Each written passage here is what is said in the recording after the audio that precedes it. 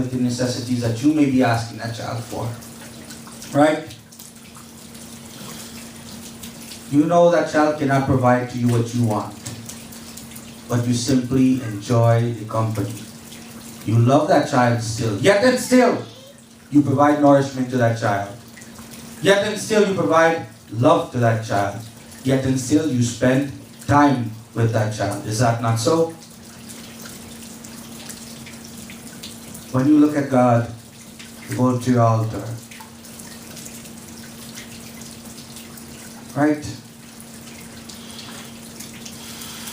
Simply cannot ask in a time of need that you need help.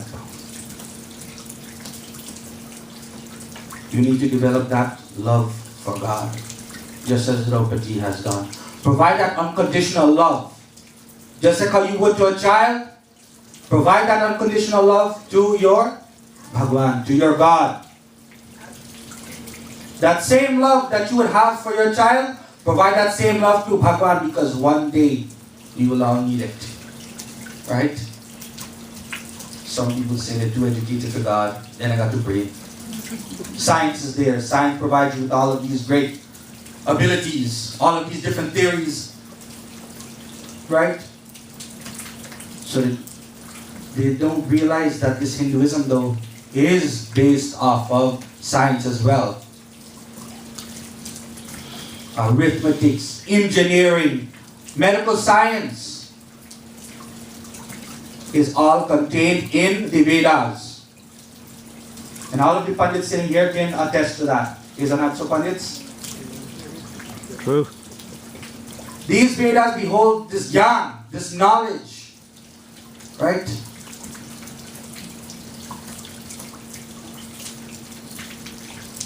When we go to God,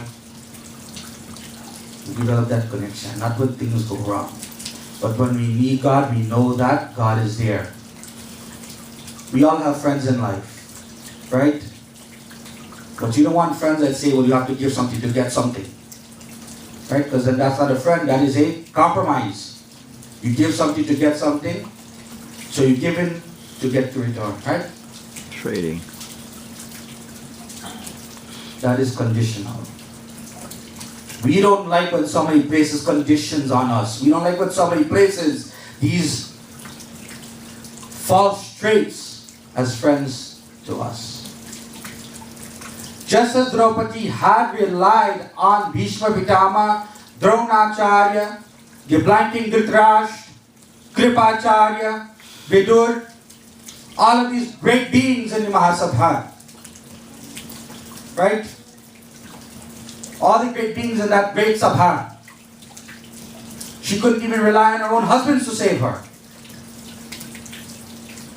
Why do we place these false hopes in people? Why can't we place that same hope in God? Saying that one day, or one way, shape, or form, God is going to make it okay.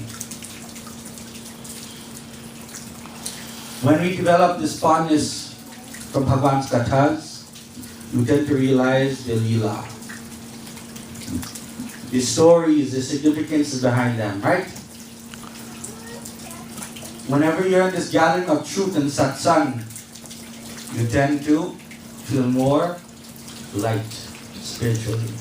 You feel enlightened because now you feel that connection between yourself and the Paramatma, between you and God. And when you pray without deception, you really feel a love that there is someone there looking out for you. Jai Jai Narayana Narayana Hari Hari Swami Narayana Narayana Hari Hari.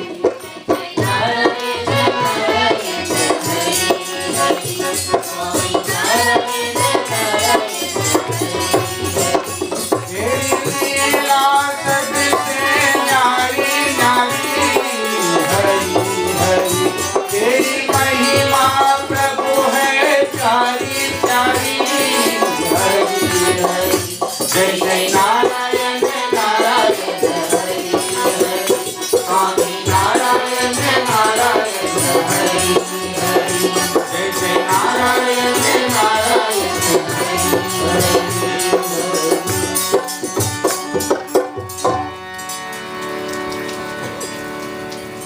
Bhakta Prahalad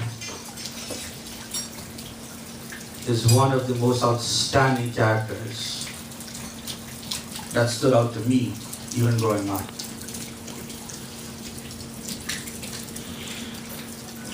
You know, when the child loves something, right? When a child loves something or someone, you know that they feel comfortable because they always either speak about it, they go towards it, or they always inquire about it. Right?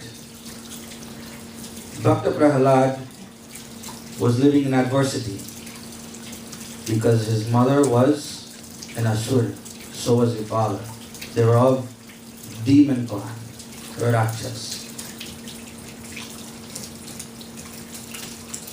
And whilst the father Hiranyakashipu went to go conquer the world, saying that he was God, his wife Kayadhu was pregnant. And because of a war that had taken place, for safekeeping, she kept Kayadhu at the home of Narad Muni. Narad Muni had taken her into his ashram. And it would give these kathas about Vishnu Bhagwan. And would impart all of this great knowledge to Kayadhu that would expound unto the fetus of Prahalad. That would one day become Prahalad. He would now be developed into that mindset. So now when the child was born, all he would chant was Narayan, was the name of God. And the father did not like that because they were demons. And Hiranyakashipu already had proclaimed himself that he was God. But Bhakta Prahalad was the denier of that. He denied every aspect of that. Never raising a word against his father. But in his actions, he denied in every which way he could that his father was God. And you know how he did that? Through his devotion. Through that love for God that he had developed. Through the chanting of Bhagwan's name without deception. Without looking for anything in return. Chanting the name of Bhagwan.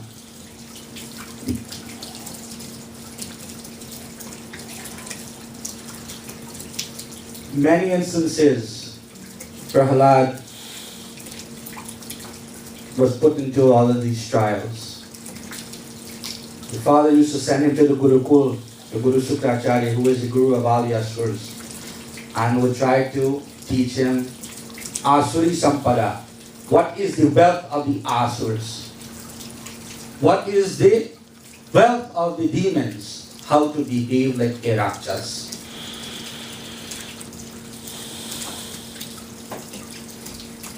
Then when Prahalad would go back to his father, after getting all of these teachings, Hiranyakashipu would ask, what did you learn?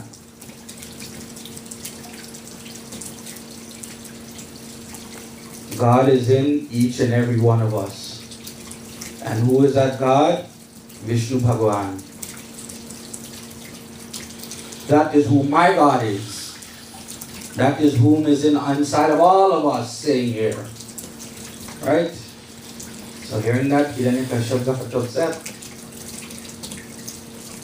So much so that he ordered the demons to throw his son off a cliff. Then, having his sister Holika come and place him on her lap in the fire, trying to burn him alive. With chanting the name of Bhagwan without deception, with this fondness, with this love, he was saved. She was not. Then the Mosa went to go take Prahalad now from the jail that he was placed in and threw him in the water with the sharks and was saved by the lotus flower of Bhagwan Vishnu.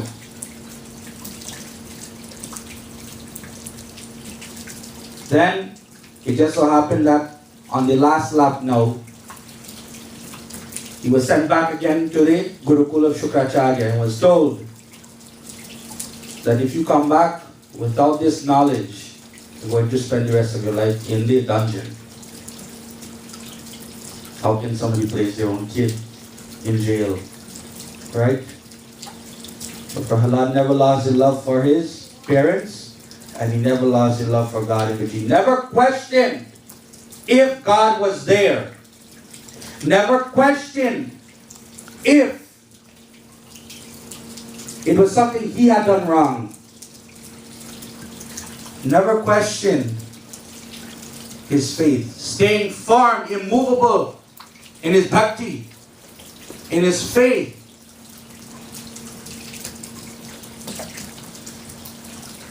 When Prahlad came back, now the second time from the Gurukul, Hiranyakashipu said, well, tell me what you learned this time. Same thing. God is in each and every one of all of us living beings, and who is that primordial God? Bhagavan Vishnu. And He is in each and every one of us. Hiranyakashipu said, is He in that post there? Is He in that pillar that is the foundation of my mahal, of my palace? He said, of course, why not? He's in everything. He is in the foundation that holds up this palace, and He is also inside the king of the palace. He already told us to go heat up the post. And heat it up till it was red, till the iron on the post turned red. And then you'll be tied to it. So what would happen? Prahlad would then get born, and with the burns, he would now be dead. Right? So while they're watching this pillar turn red, they tied him up by his hands, and they went to wrap around the pillar. Nate kaise narsingh roop banai, tase bhakt prahlad bachaya. Nate kaise narsingh roop banai, tase bhakt prahlad bachaya.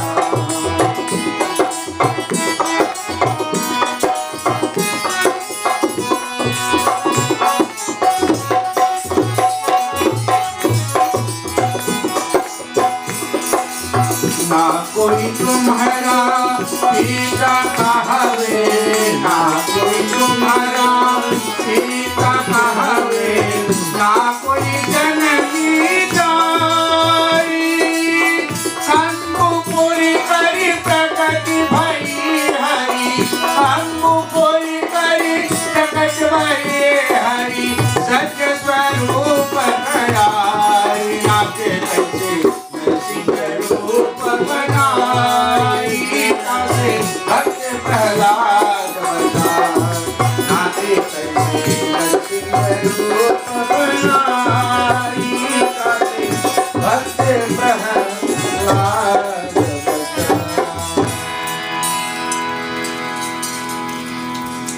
When Prahlad was now tied to the post of Hiranyakashipu's palace, out bursted Narsingh Devta, Vishnu Bhagwan, and the half lion, half man avatar,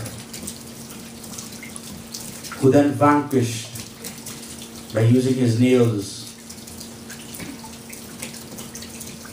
to kill Hiranyakashipu. Because he had his vardhan that no man, no beast can kill him, no weapon or hand could be able to kill him. He could not die in the sky, nor on the earth, nor inside the house, nor outside of the house, not in day, not in night. Waking Kaki. There's always in between, right? There's always loopholes to everything. Bhagavan Vishnu held him in mid-air on his lap, on the threshold of the house, in what you call Sandhyakal, that is twilight time. Using the nails, which is not a weapon, nor is it his hand. Right? And that is how Bhagavan Vishnu vanquished Hiranyakashipu. You know, we place our faith in our friends with good hopes, our family with good hopes, right? But sometimes there are some things that we have to go through by ourselves. ourselves. There's sometimes that our family members or our friends can sympathize with us, but they can't tell you how you feel. They can't feel the pain that you feel. They can't tell you what to feel, when to feel it, and how to feel it. But who can? Bhagwan. With the love and the faith that we are able to have. Bari bhagya manushya napawa, that how fortunate we are to have this human body, to be able to clasp our hands in front of God in humility. Our Vyasi last night talked about the Jnanendriyas, right? There are 5 senses of the body. But there's also the 5 instruments that are needed to utilize. How many fingers do we have? How many indriyas are there total? 10. You see these lines in between our hands as well? Here's what you call tattvas in our body. Elements. Right? Chloride, chlorine, manganese. There's 24 tattvas, and each one of us have 24 lines on our hand. When you clasp your hands,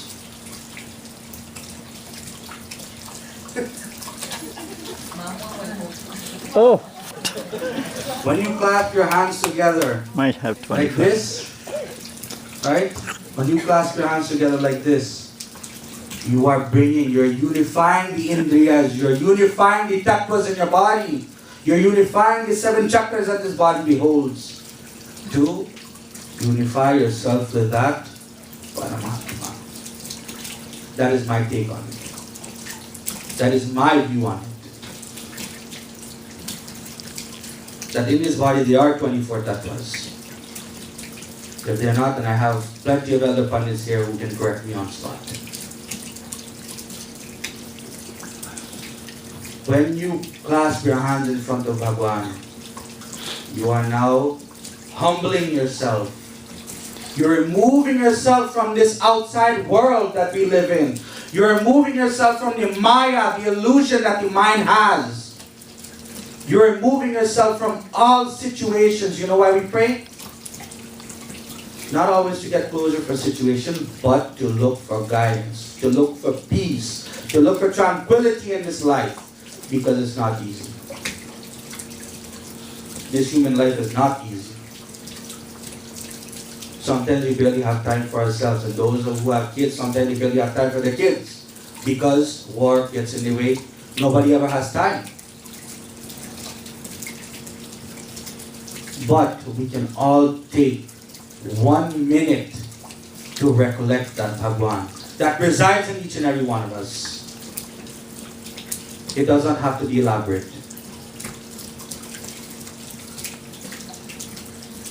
Patran pushpan palanto yang yomi bhakta prayachati tataham bhaktu paritam mashnami pretatmana. A drop of water, a petal, or a leaf will simply do for God. But what matters to Him is what is in our hearts. What is in our heart and what is in our mind. Right? Not all of us have to have elaborate altars. You do not have to have 101 murtis to pray.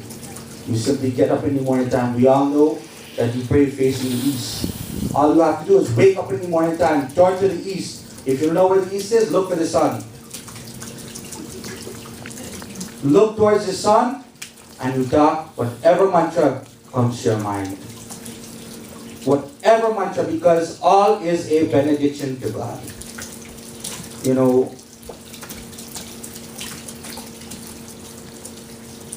my dear great grandfather sitting here had a sister named by the name of Chicken Annie. And they used to sing and she used to knock drum, but one thing she always knew was the verses of the Atharvan Ved. And one verse that she always used to say when she used to give any speech, when she used to go to Jap house, was a verse from the Atharvan Ved. Ri Chacharmani Chandati Purayanang Anushashrita Uchishte Rajo Devi Deva Shruta. That these Purans, these books, these texts that we have in our religion is a part of our rituals. They are part of our daily lives. This is what will guide us every day that we go about. They're not simply here merely for stories to read. It's nice to read about Ram and Sita Swayamvar. It's nice to read about when Ram killed Ravan. But when you sit there and you read in the depths, we had some very jnani, very knowledgeable Vyasjis. Vyasji here spoke about the mind the first 2 days. How the mind reflects the actions that man creates. Many Vyasji spoke very eloquently. But when we unify ourselves internally, when we bring ourselves in front of Bhagwan, when we clean our mind of all thoughts from the outside world, right?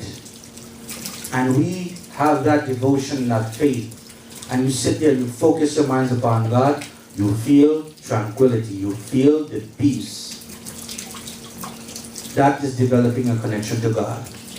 When you wake up, the first thing you say, Om Bhurbhuvasva Tatsaviturvarenyam Bhargo Devasya Dhimahi Dhiyo Yo Na Prachodayat. The Gayatri mantra is simple, but it is the most powerful mantra. Simply chant that mantra. If you don't know anything else that does not come to mind, the Gayatri mantra is the most powerful mantra that we as Sanatana Dharmis can chant. And we are not simply a religion, we are more so a way of life, a spirituality, how one should wake up, how one should fall asleep, how one should live their life with one another, but how one should also have that love, that bhakti for God, that devotion to God, that faith in God. We have that ability through our hands, through our mouths, through our eyes, that whatever we see, whatever we behold, that of which is good and wholesome qualities will one day return out.